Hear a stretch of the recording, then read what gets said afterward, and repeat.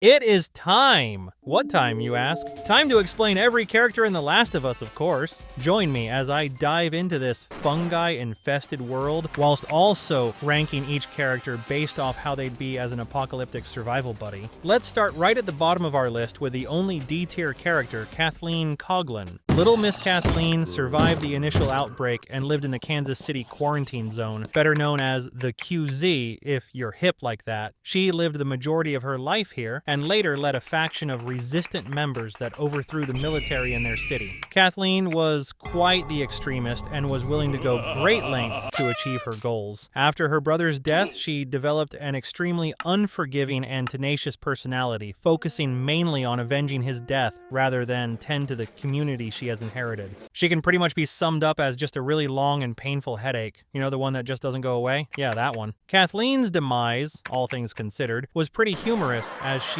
clearly shows her inability to care for children and is absolutely pummeled by a kid. And yes, I know it was a clicker, but come on, it's still a kid. Just like hold its forehead. Moving on up the list to Kathleen's nemesis, Henry. Henry, along with his little brother Sam, grew up in the Kansas City quarantine zone. Henry was incredibly overprotective over the ones he loved. More specifically, he was incredibly protective over his little brother Sam. Sam was born deaf, leading to Henry learning and teaching sign language in order for him to communicate. Henry was a member of a local resistance group led by Michael Coughlin, who he admired and viewed as a brilliant and inspiring leader. Also the older brother of Little Miss Kathleen, but we'll get there in just a second. At some point in time, Sam fell extremely ill with leukemia. "No need to fear," said his older brother Henry, as he struck a deal with Fedra. The deal was to help eliminate the resistant forces growing in the QZ, and in return be gifted medication to save Sam's life, which didn't really go to plan for Fedra. But hey, at least your little brother's still alive.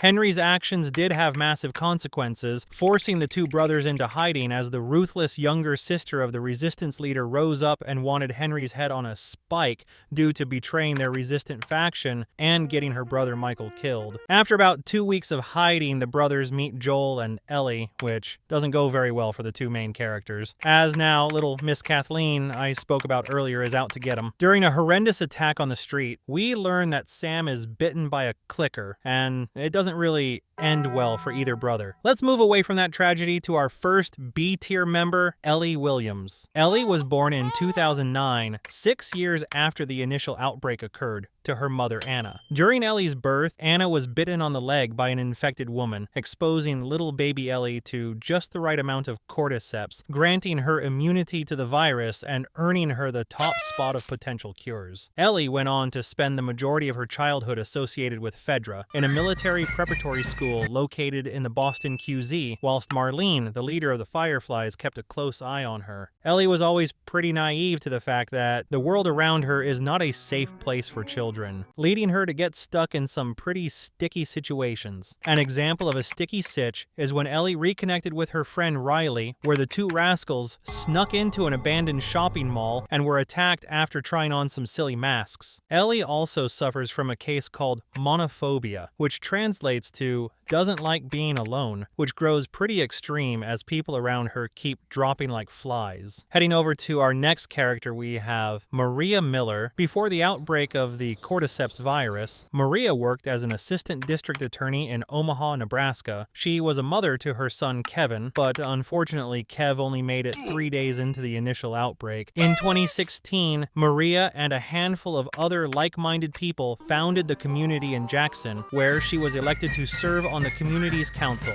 Jackson is where Maria would go on to meet her main man Tommy, leading to the two lovebirds to get married and have a baby. Maria was an extremely compassionate woman and was driven by the need to restore society to how it was before the apocalypse. She is also very smart and keeps her cards close when it comes to dealing with strangers. She isn't afraid to kill people on sight if they pose the threat of being either a raider or infected. We also see she has a certain disdain toward Joel, as she is well aware of his past and knows he's capable of some pretty nasty things she doesn't want anywhere near her town. Moving on up the list, starting our A-tier section, we have Bill and Frank. Bill was raised by his mother in Lincoln, Massachusetts, and grew up to be an isolationist, believing most people as either untrustworthy or a liability. After the events on 9/11, Bill became a paranoid survivalist and prepared extensively for the end of the world. After the initial outbreak, crazy old Bill chucked up a double middle finger to anyone that doubted him, letting his community follow Fedra to the quarantine zone in Boston as he stayed hidden in his underground bunker. The, and I quote, New World Order jackboot actually ended up executing the people of Lincoln as there was no space in the quarantine zone for them, marking Bill as the only survivor from Lincoln. Bill had the entire town to himself and quickly fortified the area. He used his resourcefulness to live his normal life, sustaining all his needs and keeping the town safe. Due to his extreme paranoia, he was always reluctant to let people into his lonesome community. Out of fear, the moment people discovered his comfortability, they would come and take it away.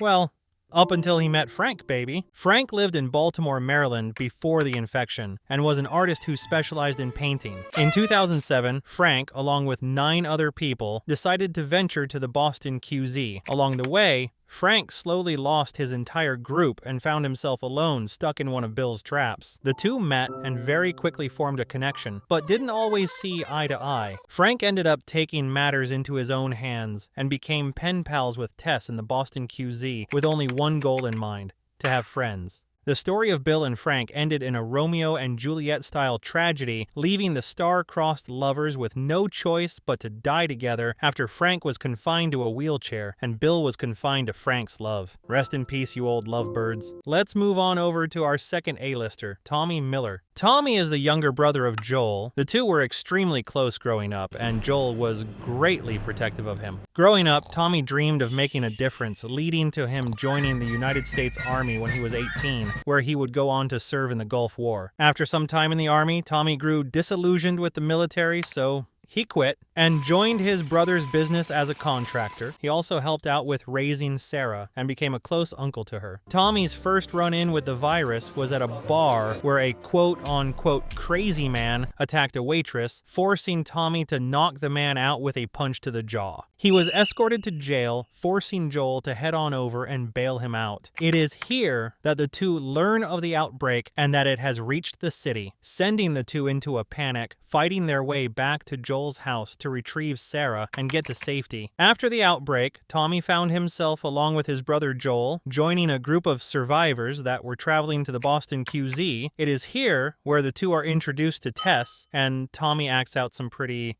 terrible stuff. Tommy became pretty conflicted with his morality and later met Marlene and joined the Fireflies. In 2018, Tommy made his way up to Wyoming, leaving Joel behind in Boston, going on to meet his future wife Maria, that introduced him to their cool little cowboy community in Jackson, where he helped protect and construct parts of the town. Let's conclude our A-tier characters with Tess. Before the outbreak, Tess lived in Detroit, Michigan with her husband and son. Following the initial outbreak, she was quick to find out both members of her family were infected, forcing her to act fast and kill them both before they became too big a problem. She was successful in taking out her husband, but did not have the strength to deal with her own son, so she locked him in the basement. Poor kid. A few years passed, and she found herself at the quarantine zone in Boston, where she quickly integrated herself into the smuggling and trading operations that happened within the city, developing a fearsome reputation among her peers. It is in Boston where Tess meets Joel, and the two became extremely close and went on to develop a relationship. Come on, they had to be dating, right? Tess was present in Joel's first meeting with Ellie, which forced her to be tangled into the job of smuggling her to the Fireflies at the State House.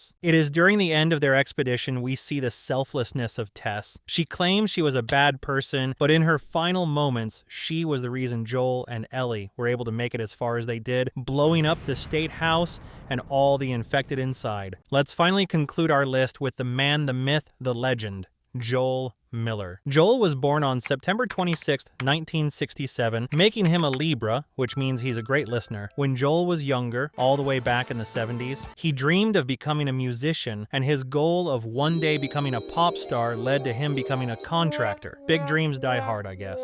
Fast forward to Joel's 21st birthday. Well, not actually his birthday. Let's just fast forward to when Joel was 21. He introduces the world to his daughter Sarah, who he raised alongside his brother Tommy in Austin, Texas. Now, let's fast forward to Joel's 36th birthday for real this time. This day marks the beginning of the end. Well, for Sarah at least. Losing Sarah cost Joel not only his daughter, but his strength to go on. But after some long, hard stares in the mirror, he realized that his duty was now to protect his brother Tommy. Over the years, Joel established a hardened shell, closing himself off emotionally from others and distancing himself entirely. Well, apart from Tess, eh? Joel found himself living in the Boston QZ, where he was, once again, a contractor, but also carried out some pretty inhumane deeds with Tess where they'd both kill innocent people for supplies. 20 years deep into the cordyceps infection, Joel has the privilege to meet a young girl named Ellie. Although Joel may seem like the good guy, he is still capable of going into some pretty dark places and portraying some extreme acts of violence as he's focused on survival above all else. But come on, we all know he's just a big soft teddy bear. Just don't go near Ellie. This is the end of the road, partner. Now, go ahead and subscribe.